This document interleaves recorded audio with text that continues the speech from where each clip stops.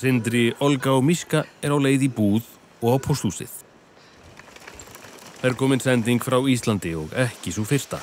Lopapeysur og lopasokkar sem alls konar fólk hefur prjónað og sendt til að ylja þeim sem bjuggu fram eftir ári við illan kost í kulda og stríði. Þetta einn pakki af 7 sem að koma frá Selfossi. Þegar við stöndum svona í þessum húsagarði hérna og horfum í kringum okkur, þá þessi kassi nánast svona það eina sem minnir á stríð hérna. Hvernig verðið þið vör við ástandið svona frá degi til dags? Hér alltaf færast í sama horf og það var. Það hérna, fólk að koma tilbaka. Það meira fólki núna hér í hverfinu finnst mér heldur en var, því að það að koma frá þessum stríðshrjáðu svæðum og vera að leigja hér. En fjölskyldan að flytja í lítið þorp 30 kílómetra frá Kív. Leiðin liggur holóttan sveitaveg.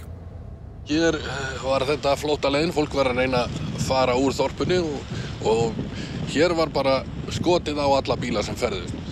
Og það kúlugöt á veginum hérna inn með öllu. Hér var raun og veru bara víglínan.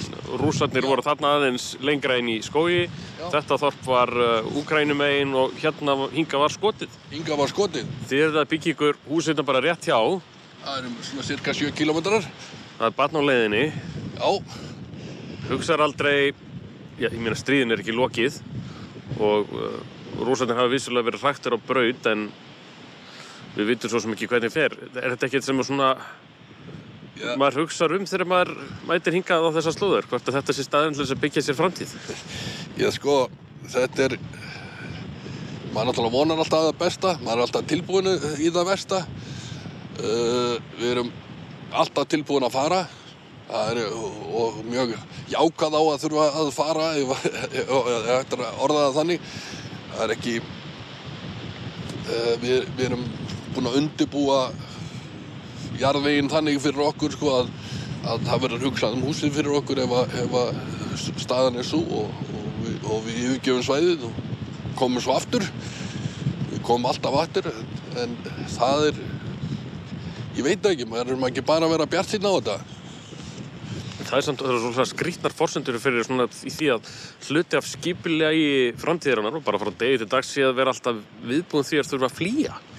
Já, það frekar óþægilegt, en ég hef það bara langt á bakvið að ég gæti þurft að gera það.